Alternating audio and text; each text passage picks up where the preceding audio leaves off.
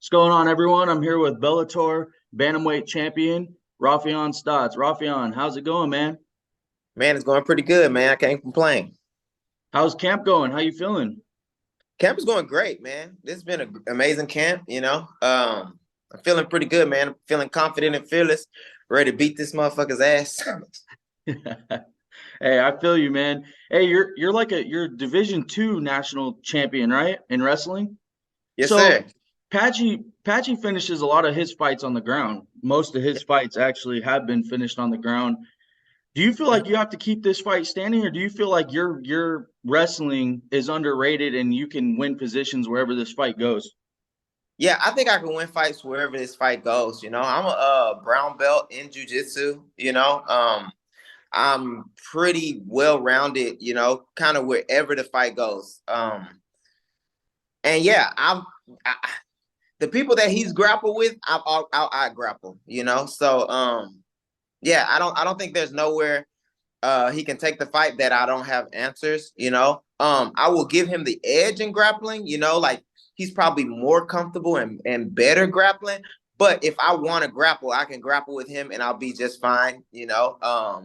I'll I'll be to the point where I can threaten him, on the ground just as well as I can threaten him on the feet. So I don't feel like I need to go down to the ground. I also feel like I have the ability to dictate whether I go there or not. I don't feel like he has that ability just because of my wrestling. I feel like when I want to take him down, I'll take him down. And I think I'll control him from the top.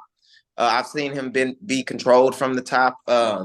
The only parts that I feel like he's threatening for me on the ground is if he gets to my back or he gets to the guillotine. That's the only places I feel like he's really dangerous. I've seen both of you fight, and you're both pretty well rounded. What advantages would you say that you have over him that are just clear? Like, I'm just better than you. I think I'm just better than him striking. I think I'm just better than him wrestling. Um, I also think I'm just better than him. I got better cardio than him. And yeah, those are my opinions. That's what I feel. I feel like if there's anywhere he's better than me, he's longer than me, and or I guess he's bigger than me, and he's got better grappler. Uh, yeah. You fought a lot of great fighters: Keith Lee, Magomedov, Archuleta, Sabatello, Marab, right? You fought Marab back earlier on in your career, right? Sir. Yes, sir. Where does Patchy rank? Do you think he ranks his skill set amongst all those guys? Marab's doing his thing over in the other organization and stuff like that, but the other guys I named are no slouches either. Where does he rank? I would say he would rank number one for like grappling.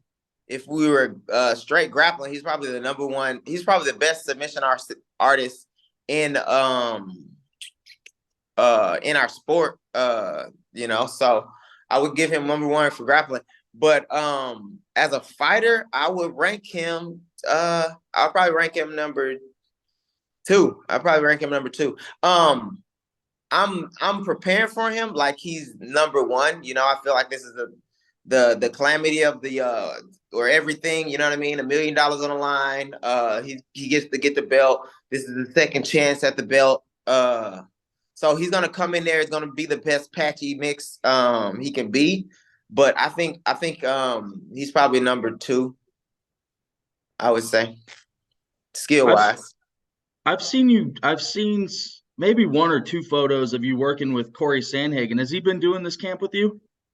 Yeah, so I did a week with Corey Sandhagen and Ryan Hall out in Washington. Yeah, and just to like go over and make sure everything was good on the grappling end. Ryan Hall is an amazing grappler, and then me and Corey got some sparring in to help prepare both of us for our fights. He had a fight against Marlon Vera, and I had a or Cheeto, and I had a fight against Patchy. So yeah, so we work about a week, and I feel like these last couple camps we've been doing about a week of we'll do some cross training, you know. So it's been really good, and really he's a real benefit to have in my camp. You know, I'm blessed to be able to train with him. Yeah, and your other training partner, Christian Rodriguez, man, he just put Uh, on a great performance. And I don't mean any disrespect to Raul Rosas when I say this, but you know, in the words of fans, hype train, you know. But the kid's yeah, 18 and he's got a lot to learn. And I think Christian proved that and kind of showed the world that, you know, there's levels to this. And I'm 25 years old, he's 18. That's what it is. There's experience levels to this. What did you make yeah. of his performance? Man, Christian, I'm so happy for Christian. C-Rod, you know, he was my neighbor back in when I was living in Wisconsin. And I remember him as a kid, you know, coming into sparring when he was just 18. He was just 18 and he was coming in sparring with the bigger dudes, you know, or older dudes. And yeah, to see his game, you know, grow, and his composure is what I was most impressed with. His composure throughout, you know, the whole process was amazing. And I get goosebumps, man. I'm happy, so happy for that kid. And he deserves it. You know, he's a hard worker, and you're gonna hear a lot more of his name, you know. He's a very talented fighter. So yeah, I'm super happy for Christian. You're mid 30s, 34, 35. Yeah, yeah, I'm So 30. Yeah. 34. So can you remember when you were 18 years old in that position and Raul Rosas to be in the positions he's at in 18? What advice can you give to him at his age at this high level? Because when you look at him, it's like, does he need to hurry up and get back to the cage to get more experience? Or does he need to, like, I think it was Sean O'Malley that was saying he just needs to go and lift, get stronger, bigger, because his skill set is already really good. Now, don't stop working on your skills and your striking stuff like that, but just getting bigger and stronger for these grown men. Yeah, I think that, and then also, you know, training with people that can put you in bad positions. You know, I think one of Christian's benefits was he came up and he's not the best guy in the room a lot of the times, you know. That kid is like really good, and that's probably hard for him to do, but he's got to put himself in a position to be kind of the nail, you know, just so he can and learn to be that, you know. You know, I feel like when you're young, athletic, you can get away with a lot of stuff. You gain confidence, you know, out of sparring, and you don't really gain this kind of the mental fortitude and the skills, you know, to fight your way back out of bad positions, you know, or bad, you know, situations. And I think that's what happened. He came out, you know, front head like a front runner, and you know he was the hammer, you know, the first round, but Christian was so composed, and he like endured that, and pretty much gave him like a okay, what now, you know, and then just start, you know, turning the tides on him. And I don't think Raul was, you know, ready to handle that. So, and he's 18, you know, so he hasn't had a lot of time, you know, Not even fully grown yet. yeah, he's not even fully grown yet. You know, he's an amazing talent. He's an amazing athlete. I just think, you know, he just needs more time, you know, developing in that regard.